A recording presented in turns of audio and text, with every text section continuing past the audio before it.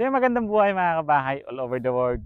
So 2024 na, bagong taon, bagong project, and syempre bagong pag-asa para sa atin lahat magkaroon ng desente at magandang bahay this 2024. So for today, may bago po tayong project dito sa Barangay Di Ocampo, 13 Martires, Cavite.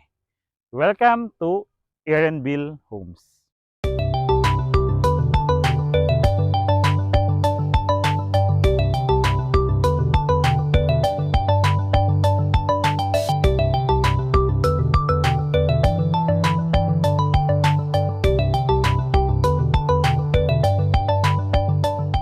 Pong project natin dito sa Barangay Di Ocampo, 13 Martires, Cavite ay at duplex twin homes unit nga na complete finish turnover na may 2 bedrooms, 1 toilet and bath, 1 car garage, and for as low as 14,000 monthly amortization through Pag-ibig Financing, these beautiful homes ay mapapasayo mga kabahay.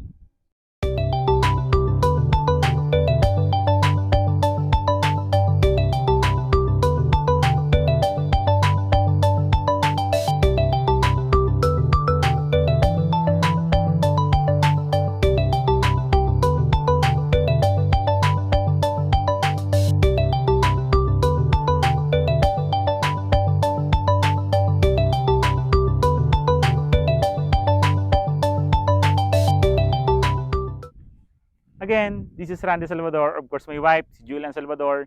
This 2024, kami pa rin po ang susi at tulay patungo sa pangarap niyong bahay. So yun mga kabahay, welcome to Erenville Homes located at Barangay Di Ocampo, 13 Martires, Cavite.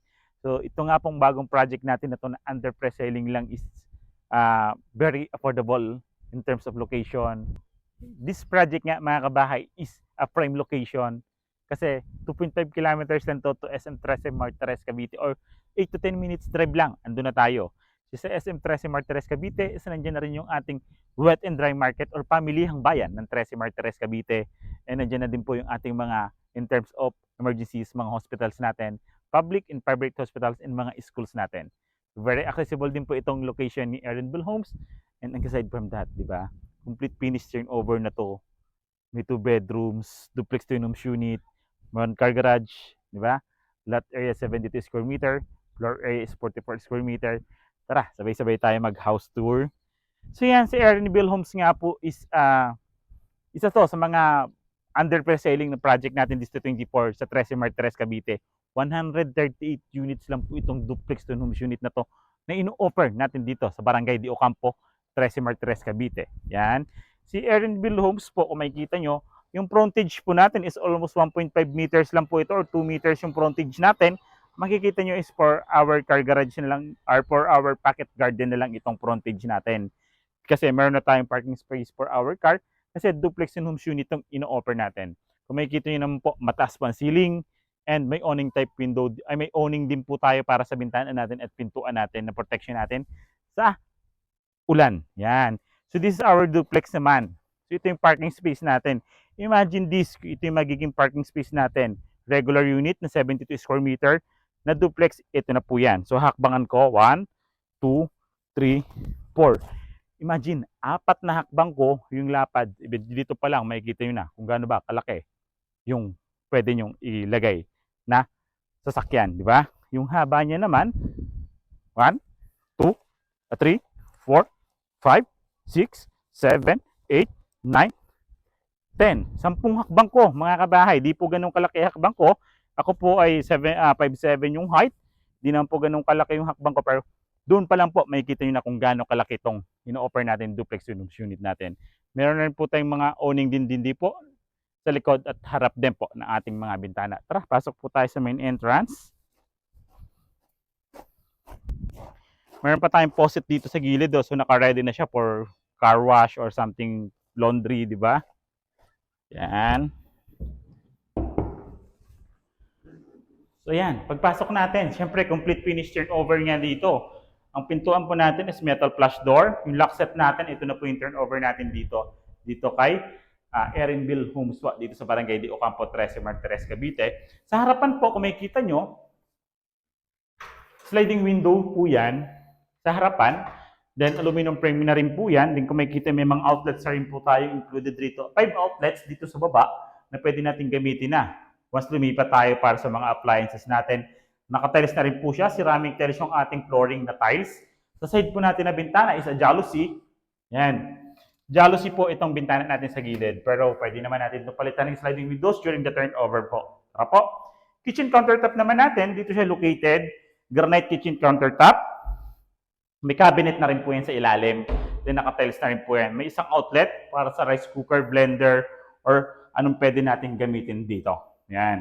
So, sa may countertop natin, dito rin po located yung ating circuit breaker. So, circuit breaker natin is very modern na rin. Lahat na rin po siya may mga kanya-kanyang designated breaker na rin po. Bawat ano po natin.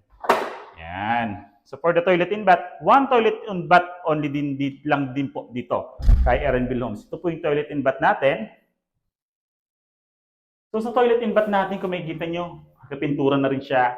Naka-tiles yung shower area hanggang sa ulo ko po. Yan, sa height ko. Naka-tiles din yung flooring. Complete accessories na siya, yung shower features natin, shower head, faucet, water closet na flush type, lavatory po. Then tissue holder, and may outlet na rin po tayo. Just in case, lalagay tayo ng heater or hand dryer dito. Diba po? Yan. So may ventilation din po pala tayo dito ng jalousie window po. Yan, for ventilation ng ating toilet in bath. Aside from that, may service area pa po tayo dito na pwede nating gawing laundry area or relocate ang ating kitchen countertop sa likod. Tara po. Bago tayo pumasok sa likod ay lumabas sa likod, yung pintuan pa natin is metal flush door din po. Yan. So this is our service area pa. Diba galing tayo doon kanina. Apat na hakbang ko yung lapad ng gilid natin for the parking space. 10 hakbang ko naman yung haba simula harapan hanggang likod. Dito naman sa likod, 1, 2. So may 2 metro pa tayo na pwede natin gawing space dito sa likod na service area. Diba po? Oh, may nagalit. Ang lakas po kasi ng hangin kasi upland po ito. May faucet na rin po tayo dito naka-ready. O sakaling dito natin tayo maglalagay. And meron na po tayong outlets dito. Outlet din po dito naka waterproof kasi may cover po siya. Tara po. Yan. Hi, Mrs. Tara, proceed po tayo sa second floor. So, sa second floor natin mga kabahay, yan. Simentado yung 4 na steps natin na yan. Solid wood naman yung kulay brown. Nakikita yung kulay brown na yan. Solid wood po yan.